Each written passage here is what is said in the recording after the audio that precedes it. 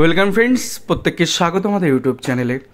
যে সমস্ত ভিউয়ার্সরা প্রথমবার চ্যানেলটি দেখছেন তারা অবশ্যই চ্যানেলটিকে সাবস্ক্রাইব করে দেবেন এবং চ্যানেলের পাশে থেকে বেল আইকনটি প্রেস করবেন, যাতে এই ধরনের খবর সবচেয়ে আগে সবচেয়ে দ্রুত আপনাদের কাছে পৌঁছে যায়। তো আজ থেকে বেশ কিছুদিন আগে আপনাদের একটি ভিডিও করে জানানো হয়েছিল যে 3929 যে মামলা, যে রিভিউ অ্যাপ্লিকেশন, সেটা কিন্তু ডিসমিস করে দেওয়া হয়েছে এবং যেটাতে প্রায় একটা বছর সময় লাগে এই রিভিউ চেম্বার হিয়ারিং হতে। এবং যখনই চেম্বার হিয়ারিং হয় আমরা আমাদের চ্যানেলে আপডেট দিয়েছিলাম যে এই মামলা ডিসমিস হয়ে গেছে, এবং পরবর্তী ক্ষেত্রে কিছু ব্যতিক্রমী পোস্ট, কিছু ব্যতিক্রমী খবর চারিদিকে ছড়ায় যে না, ডিসমিস হয়নি, এটা ওটা সেটা। বাট আমাদের খবরে, টিআরএসজির খবরে 100% কিন্তু নিশ্চিত করেই আমরা খবরগুলো তৈরি করি এবং আমাদের খবর 100% নিশ্চিত, সেটা অনেকবার কিন্তু প্রমাণিত হয়েছে এবং এবারও কিন্তু সেটা কিন্তু প্রমাণিত হলো।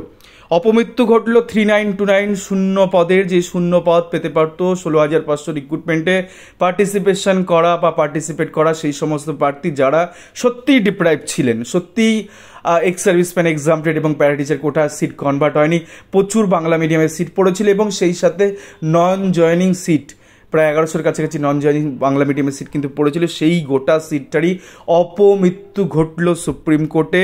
তার পুষ্টিকরণ আজকের এই অর্ডার কপিতে বা এই কেস স্ট্যাটাসে আপনাদের দেখাবো। তো একদম জলজ্যান্ত একটা সিট, যে সিট প্রাথমিক শিক্ষা পর্ষদ নাস্তানুবোধ হয়েছিল সিঙ্গেল বেঞ্চে, নাস্তানুবোধ হয়েছিল ডিভিশন বেঞ্চে, কিন্তু সুপ্রিম কোর্টে সামান্য কিছু হেরফেরের জন্য সেই সিটটা কিন্তু হাতছাড়া হয়ে গেল চিরতরের জন্য।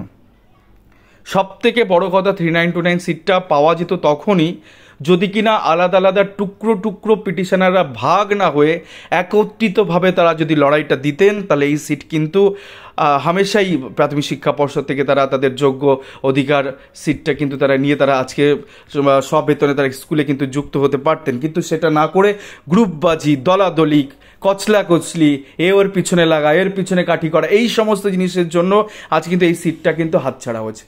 এটা মানুন চাই না মানুন, আবারও বলছি, টিআরএসির খবর যেটা বলা হয় সেটা 100% নিশ্চিত।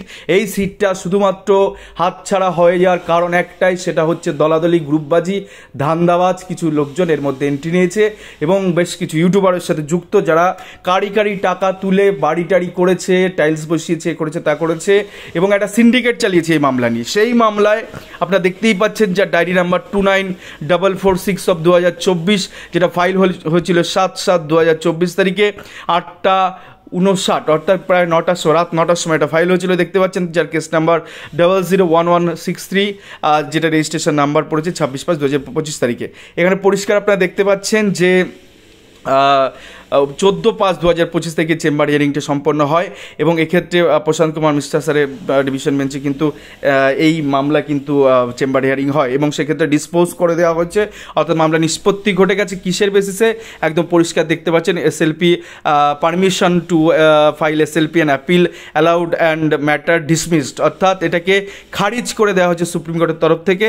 এবং এর সাথে রিলেটেড ছিল যে 3929 এই সিটটা তারা পাবেন কি পাবেন না, গোটা বিষয় নিয়ে। তো আবারও সেই জায়গায় বলে যাব, শুধুমাত্র দলাদলি, গ্রুপবাজি, এইগুলোর জন্য কিন্তু এই সিটটা হাতছাড়া হয়েছে এবং কিছু সিলি মিস্টেক পিটিশনাররা করেছিল। আপনারা জানেন এই মামলার শুরুতেই যে পিটিশনার যারা ছিল তারা কিন্তু সিঙ্গেল বেঞ্চে তারা পিটিশনার ভিত্তিক অর্ডার পায়, ডিভিশন বেঞ্চে সেখানে 14 টেট থেকে ডিভিশন বেঞ্চ বলে দেয়, সুব্রত তালুকদার স্যারের বেঞ্চ সম্ভবত ছিল তখন, যে বলে দেয় যে ইন্টার 14 টেট যারা এখানে পার্টিসিপেশন করেছিলেন তাদের থেকেই এটাকে নেওয়া হবে এবং দুটো বেঞ্চ জেতার পরে এই মামলা সুপ্রিম কোর্টে খারিজ হওয়া, আমি তো বলবো যে এটা অনেকটাই কি বলবো, বেইনসাফির মতন ব্যাপার।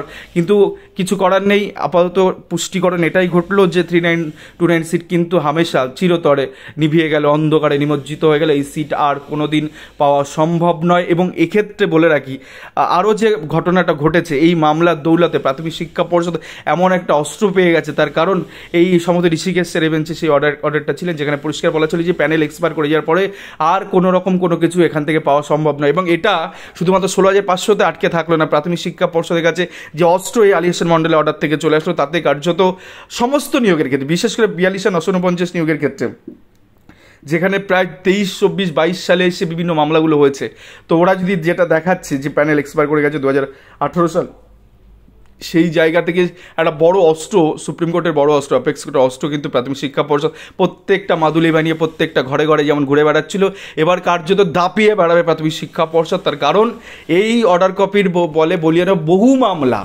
বহু মামলা তারা খারিজ করে দেবেন নিমেষেই।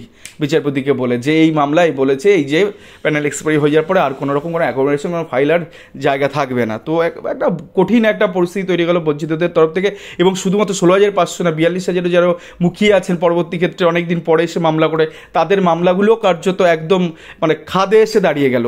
পয়সা নষ্ট করে এতদিন ধরে চলা মামলাগুলো খাদে এসে নষ্ট করে শুধু একটি মামলার দৌলতে, তাই সেই মামলাগুলো কিন্তু কোথাও না কোথাও গিয়ে জলাঞ্জলি যাবে আগামী দিনে।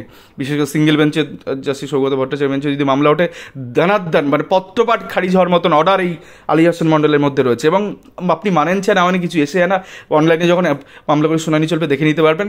শুধুমাত্র একটি মাত্র সূক্ষ্ম জায়গা এন্টার প্রাইমারিতে যত বঞ্চিতদের আছে একটা জায়গা প্রিয়াঙ্কা নস্কর ম্যাটার, যেটা ডিভিশন বেঞ্চে অলরেডি চলছে, সেই জায়গা ছাড়া আর কোনো রকম কোনো রিলিফ পাওয়ার মতন জায়গা কিন্তু আসবে না। তো একটা কঠিন পরিস্থিতির মধ্যে দিয়ে বঞ্চিতদের যেতে হবে, এবং কেউ দুর্নীতি করছে, কেউ বেনিয়ম করছে, তার বলি হতে হচ্ছে যোগ্য সেই সমস্ত প্রার্থীদের। তো একটা ভীষণ ভয়ঙ্করতম পরিস্থিতি তৈরি হলো গোটা পশ্চিমবঙ্গে, এবং এই অর্ডারের বলে বলিয়ানের প্রাথমিক শিক্ষা পর্ষদ যে কী করবে তার আন্দাজ আপনি এখন পাবেন। আমরা ভিডিওতে দেখিয়ে দেবো যে এই অর্ডারে বলিয়ান হয়ে তারা কোন মামলা তারা খারিজ করছে। মামলার গ্রাউন্ড, স্ট্রং গ্রাউন্ড সব কিছু রয়েছে, শুধুমাত্র একটা পয়েন্ট যে deal of condonation, panel publication, panel expiry করার পরে মামলা হচ্ছে।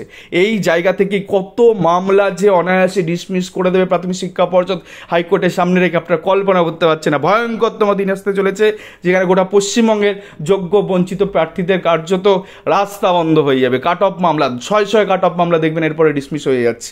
তার কারণ এই আলী হাসান মণ্ডল এই অর্ডার।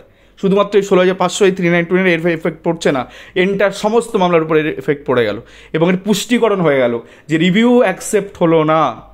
ভাবতে পারছেন, রিভিউ পর্যন্ত অ্যাকসেপ্ট হলো না। তো একটা ভয়ঙ্করতম পরিস্থিতির সাক্ষী হতে চলেছে গোটা পশ্চিমবঙ্গ। আগামী বেশ কয়েক মাস, বেশ কয়েক বছর কিন্তু এই অর্ডারটাকে দিয়ে প্রাথমিক শিক্ষা পর্ষদ 100 মামলা বাতিল করে দেবে, 100 মামলা ডিসমিস করাবে মহামান্য হাইকোর্ট থেকে। তো এই ছিল আজকের ছোট্ট একটা ভিডিও, যার পুষ্টিকরণ আজকে আমরা করে দিলাম, এবং তার অথেন্টিক ডকুমেন্ট আপনারা দেখিয়ে দিলাম। ধন্যবাদ, আসলে ভালো থাকবেন, সুস্থ থাকবেন।